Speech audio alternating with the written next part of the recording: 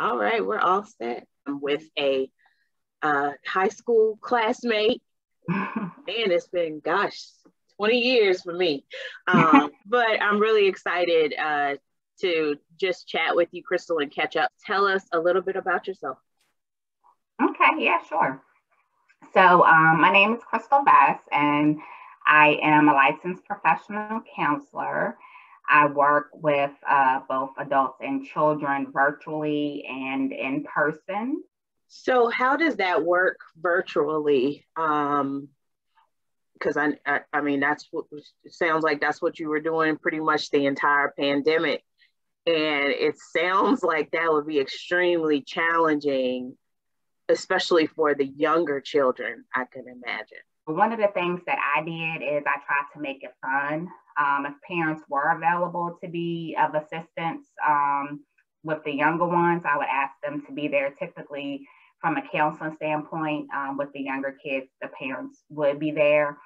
From a school standpoint, it would just be me and the child, though, because the child would be at school. But I would always follow up with the parent in some regard. So that was actually a positive thing if I could have them both there, because the parents needed support too, as well, because of the adjustments with the learning environment. The learning environment then transitioned to being in the home.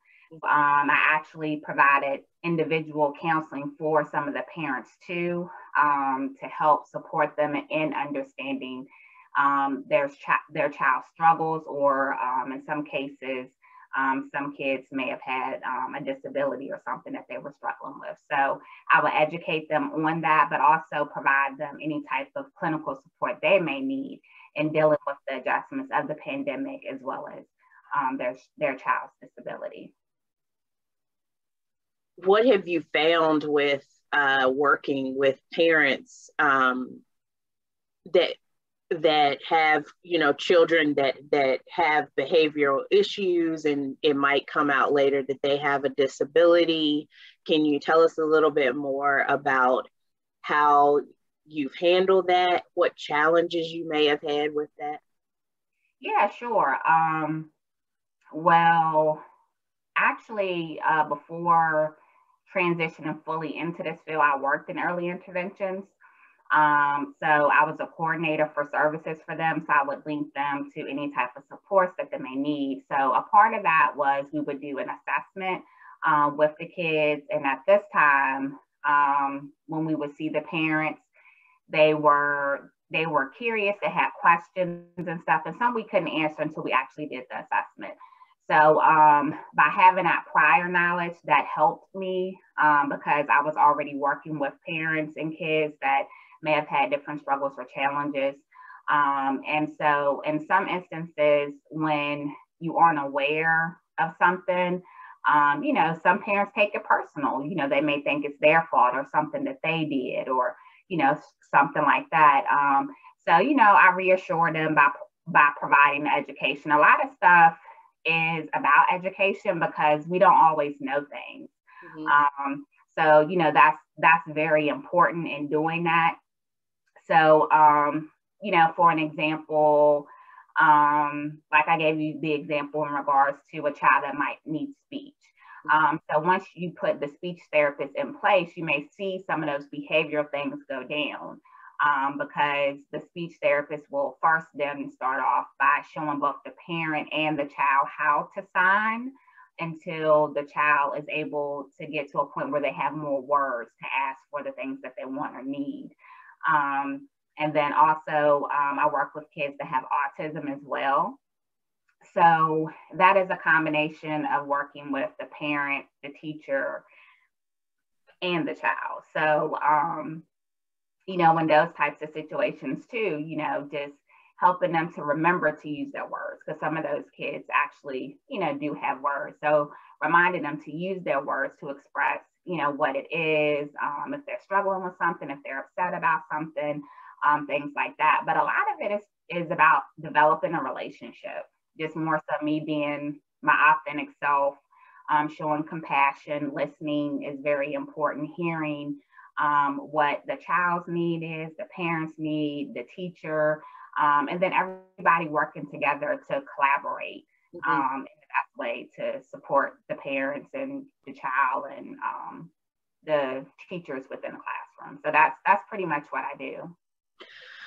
I love that a part of your, priorities in going into these situations is to build a relationship with the parents and the child. I think that's extremely important. How important do you feel that is with working as a woman of color and working within the Black community when it comes to mental health? How important do you feel that is? That's very important because, just with, my experience, one, in this area, there aren't a lot of minority clinicians. I used to work in the CSB with both adults and children. And that's one of the things they struggled with, was actually finding minorities, people of color that, were licensed, their staff on board that, are minorities, but someone who's actually licensed that provide the actual counseling component of it was a little bit more difficult.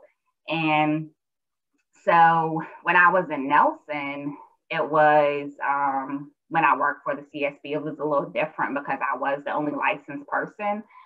So, there were different things that I would see that I was, exposed to, but the feedback and stuff that I was getting, it was, good feedback.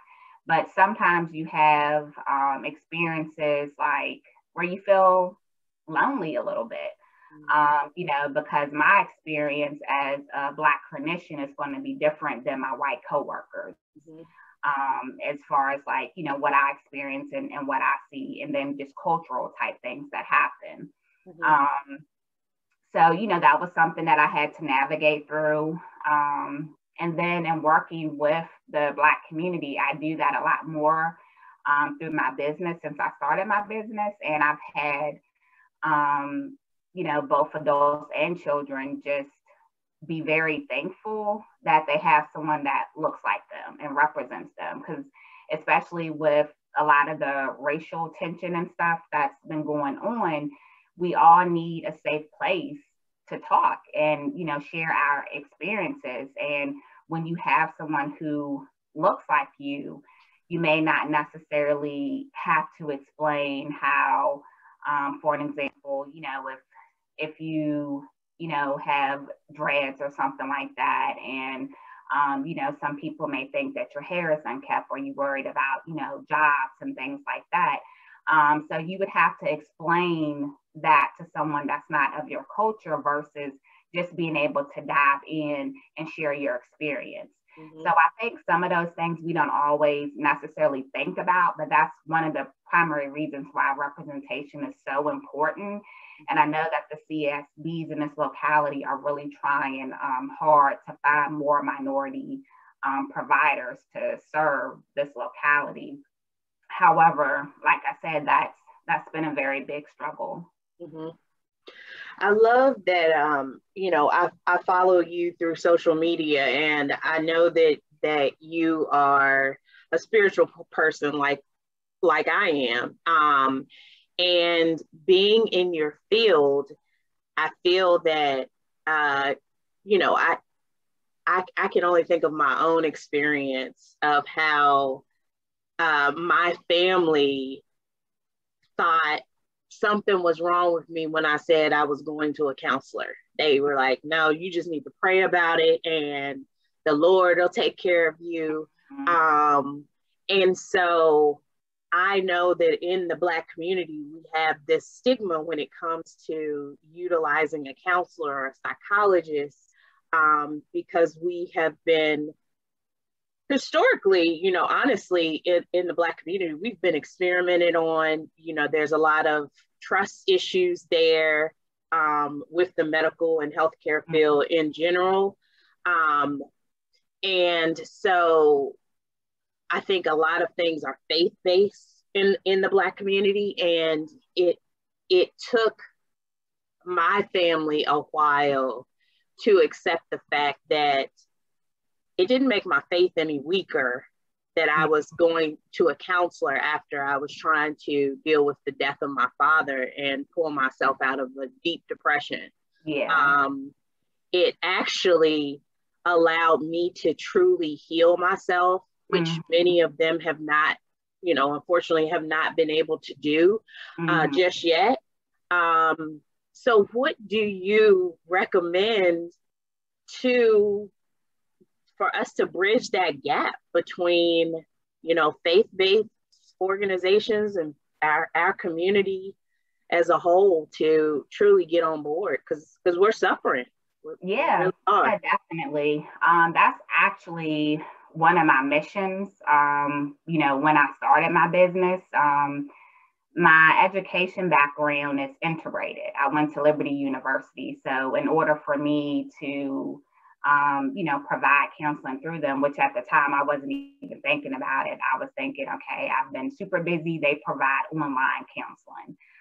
But, of course, God knows best. So my education is faith-based as well, in which like I had to take certain classes where I had to look at certain things from a biblical perspective and a faith-based perspective, as well as counseling. So that has actually been a blessing to me. And then also before I became licensed, I started studying the Bible more. And like I was at the time I was in a relationship, it was pretty serious. And so I was like, oh, well, I want to, be able to love according to God's will. And so like a lot of the scriptures that I was studying and reading was in relations to that. However, that wasn't God's plan. Like his plan was that he wanted me to love people according to his will. So that's why my business is called In Truth with Love.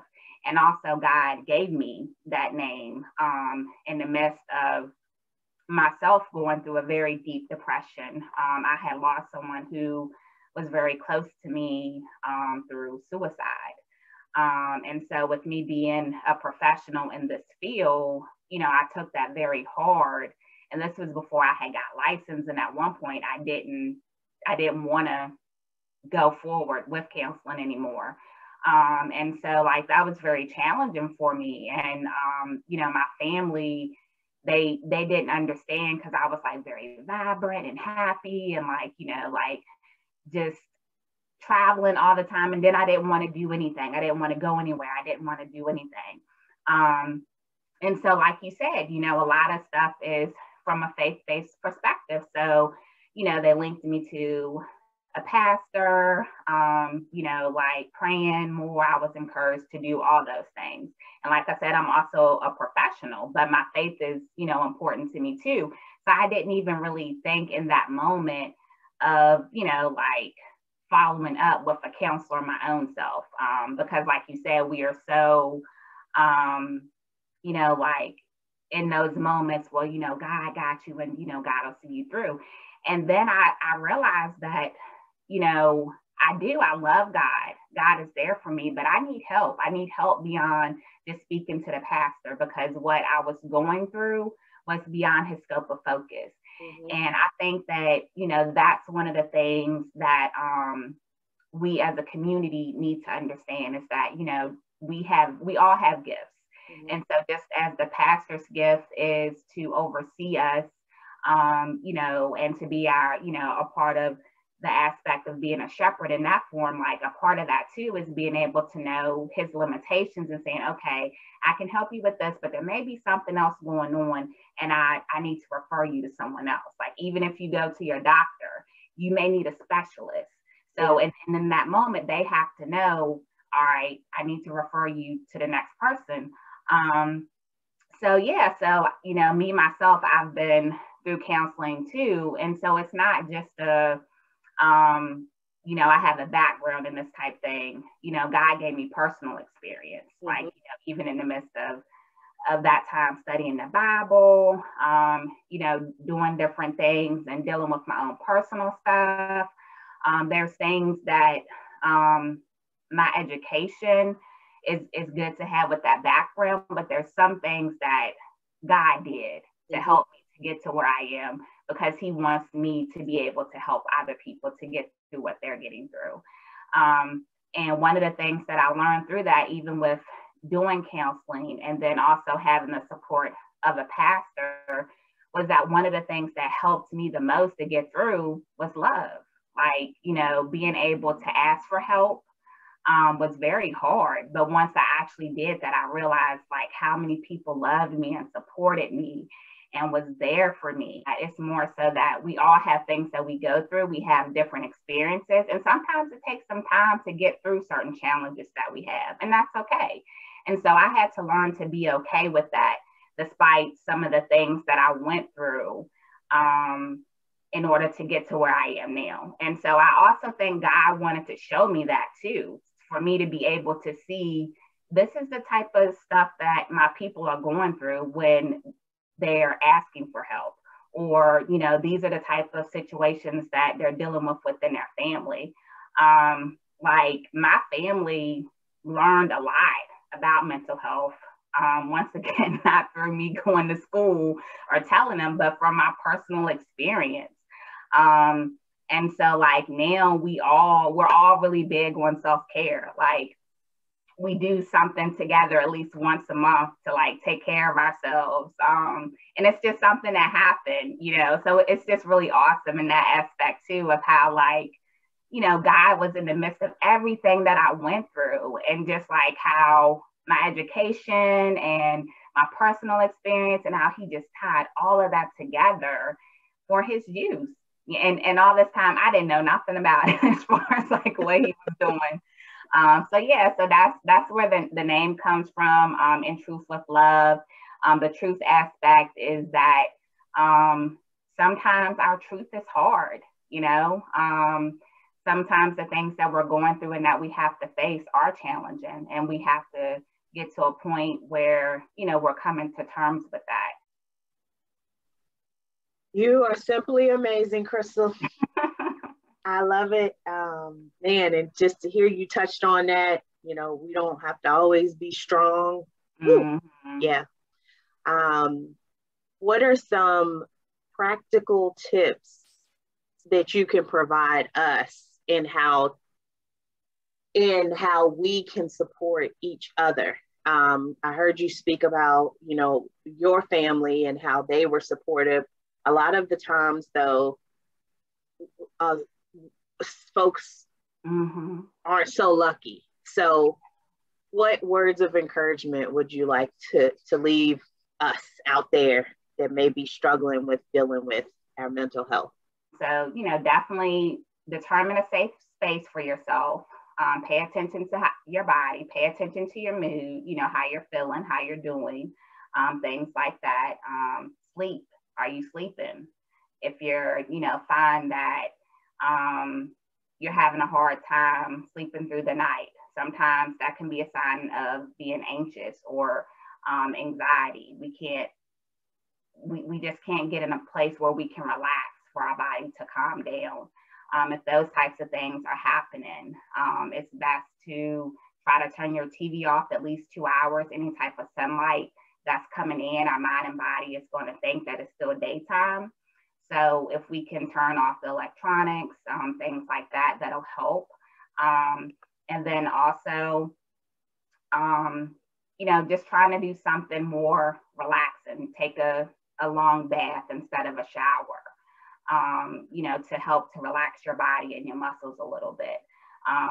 Light some candles. Some people are sensory driven, where you know, certain scents and smells can help them to be calming. Lavender is a big one that's really good for like sleep and to help calm your mind and your body and things like that.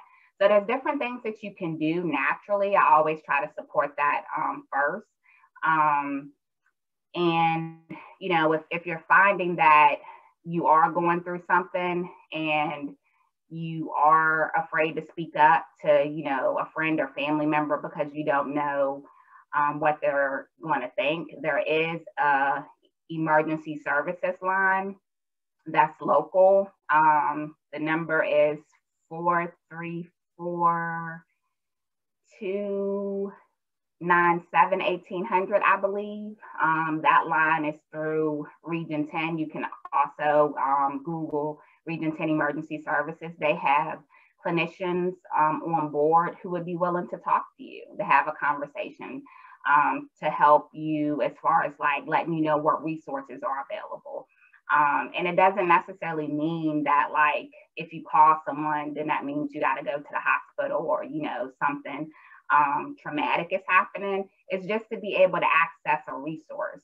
So that way, you know what your next step is, and it will be able to help you with that and tell you what's available for you locally if you feel comfortable going somewhere locally within your community. If you don't feel comfortable going somewhere locally, that's been one of the benefits of virtual.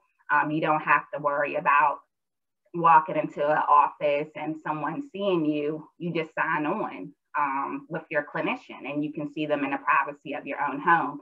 So there's a lot of different avenues of ways that that we can receive the support and the help that we need. Oh, but thank you so much for the amazing tips. I will put that number in my caption for folks to have that, Crystal. And I appreciate your time today with just educating me on this plethora of information about how to self-care, how to truly self-care. One of the things you were going through the tips and that sleeping piece, I was like, oh yeah, that's me. That's me. It might be time for a little checkup. But thank you. And I really value your work that you're doing in our hometown. It's courageous, really, because it takes a lot to go back in your hometown and do anything, really. But the awesome thing about it is that you're home. You're with our community. So thank you for uplifting our community. And we're gonna stay in touch because we didn't even get to talk about the B-ball. I think that's awesome that you're coaching. I hope y'all are having a wonderful season. Yeah. And so we'll definitely stay in touch. Yeah. Absolutely. Thank you so much, Crystal.